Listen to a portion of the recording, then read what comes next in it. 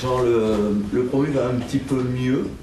Arles, c'est pas maintenant qu'il va y aller chez eux? Non, il va même beaucoup mieux. Parce que si on enlève quand même la première rencontre de Farouk, depuis qu'il a repris les rênes, par contre Auxerre, il venait à peine de débarquer, il a fait des résultats. Quoi, hein. Ils ont gagné, ils ont fait match contre Lyon, ils ont gagné contre Caen. Son bilan est positif. En 5 matchs, il a pris 6 points. C'est vrai que bon, c'est pas le moment, mais de toute façon, il faut y aller. Hein. Et en plus, ça me fera plaisir de le revoir, parce que c'est quelqu'un que j'apprécie beaucoup.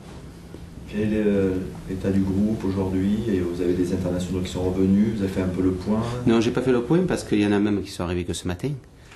Parce que pour certains, c'est assez éloigné, et pour pouvoir revenir, j'ai Floyd qui est arrivé ce matin, il a voyagé toute la nuit, je ferai le point un petit peu demain avec le groupe. De toute façon, mon groupe est assez réduit, parce qu'avec les blessés et les 3 suspendus, j'ai à ma disposition 19 joueurs.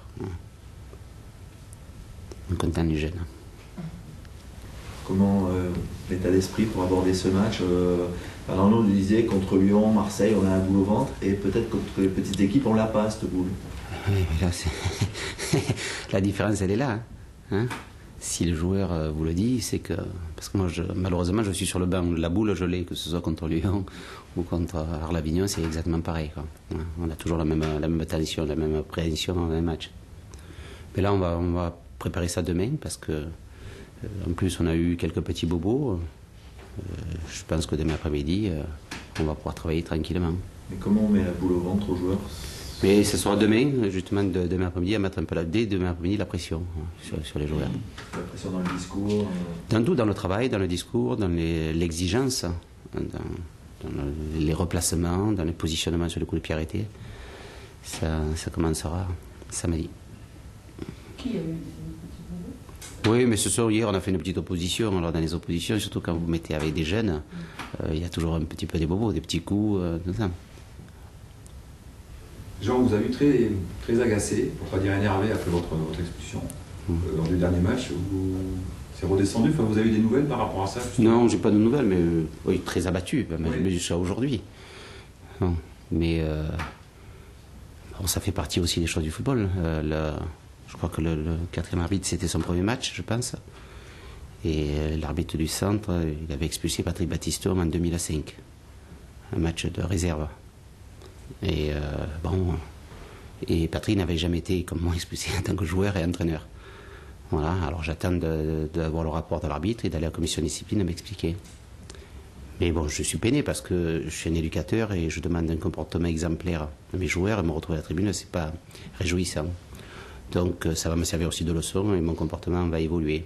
Et à partir d'aujourd'hui, je ne parlerai plus jamais, c'est la dernière fois, au niveau de l'arbitrage après un match.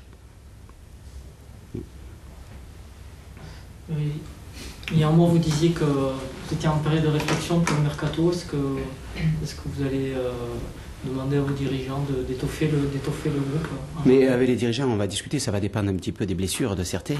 Si ça continue ou pas. Et ça va dépendre un petit peu du budget aussi. Hein.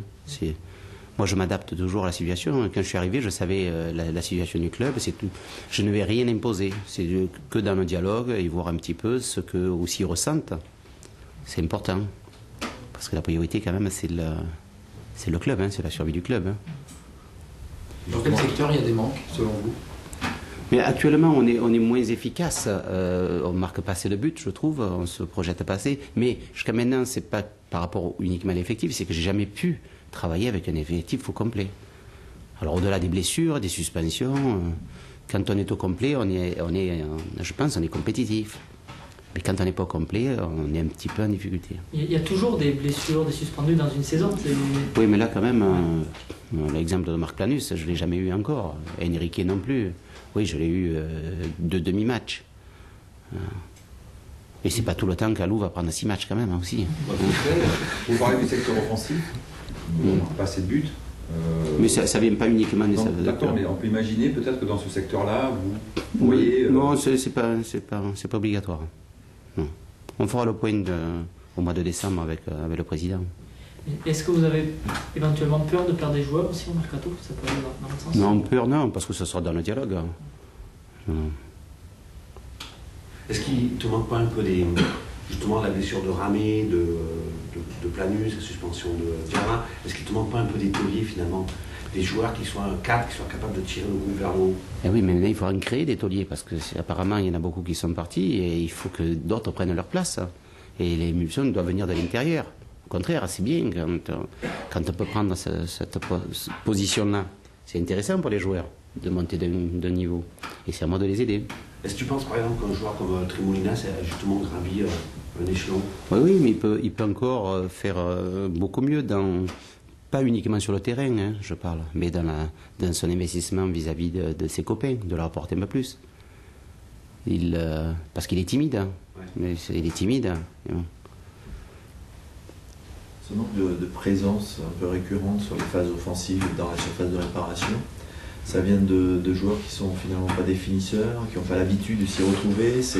Non, c'est difficile à dire parce que quand on voit Johan Gouffran, à l'époque, c'était un finisseur. Et là, il faut qu'il reprenne confiance. Il est perdu sur le football, ce garçon? Non, je pense pas. Non, parce qu'il est très utile. Et maintenant, il lui manque juste ce petit truc d'efficacité et de se retrouver un peu plus souvent dans la surface, d'y revenir, parce qu'il a marqué beaucoup de buts quand il était à Caen. Et est-ce que c'est parce qu'il ne joue pas véritablement là où il aime jouer? Ah, vous savez, les joueurs, j'en ai rarement vu qui aimaient jouer. Si vous mettez les joueurs à l'endroit où ils veulent jouer, souvent vous allez vous retrouver 4 dans la même position. Ouais, mais vous êtes le stratège, vous savez bien où est-ce qu'il est le plus à l'aise. Oui, mais bon, regardez un petit peu l'Inter de Milan. Même moi, j'ai vu Barcelone gagner la finale de la Champions League avec Eto'o, pas arrière gauche, mais ailier gauche. Quand il était à Barcelone, contre Arsenal. Et avec l'Inter de Milan, il jouait ailier droit ou arrière droit de temps en temps. Si vous avez vu le match à Chelsea, moi j'y étais, c'était impressionnant. Donc les joueurs doivent s'adapter. La finalité, c'est de se retrouver après dans les 18 mètres. Mais les joueurs doivent s'adapter, ça fait partie du football moderne. Une question qu'on ne vous a pas posée après le match, parce qu'il y avait cette expulsion, ça vous avait agacé, c'est sa position justement de Johan Gouffran. C'était quoi sa vraie position? Moi, sincèrement, je ne l'ai pas comprise. Il jouait milieu de terrain. Milieu de terrain, c'était pas le deuxième attaquant derrière. Non, mais il partait de sa position. Dans son replacement, il était milieu de terrain. Et après, dans ses déplacements, il apportait le surnom. Mais il partait, je préfère le faire partir d'un peu plus bas. Mais c'est vrai qu'il s'est trouvé souvent côté droit, côté gauche. Et voilà. C'est pas ce qu'il lui a fait demander. Pas exactement. Il ne fallait pas qu'il aille trop au côté gauche, mais il apportait tellement. C'est tellement de la bonne volonté, de la générosité. Sauf qu'après, dans les 20 dernières minutes, il lui manquait un peu de gaz. Voilà, mais ça vient de la discussion. Maintenant, vous savez pourquoi. Tu parlais d'efficacité, je reviens à Moulinas. Il vient de faire 2 passes décisives sur les 2 derniers matchs. Est-ce que c'est un hasard ou c'est toi qui lui as demandé de jouer un petit peu plus haut? Non, c'est lui qui a pris un peu plus d'initiative, mais offensivement. Et aussi parce que devant, je lui avais mis Faïd qui lui a permis de lui ouvrir un peu les couloirs aussi. Ouais. Jean, j'ai une question pour Orange et Patrick Chen. Vous avez pris connaissance de la lettre? Mais je viens de la lire maintenant. Est-ce que ça vous inspire, eu égard à toutes les injustices que vous avez subies dans votre carrière? Oui, mais bon, moi j'ai vécu la main de Vata, j'ai vécu d'autres choses. Mais dans cet exemple, c'est un peu difficile. Il parle du match de Sheffield, d'Arsène, mais c'était un problème de ses joueurs qui n'avaient pas été fair-play. Que là, c'est une erreur d'arbitrage. Si chaque fois on devait refaire les matchs pour une erreur d'arbitrage, le championnat durerait très longtemps. Non, au contraire, je pense qu'il faut, pour ça, il faut la vidéo. Une fois avec la vidéo, on demande comme au rugby, et ça dure 30 secondes, et c'est passé.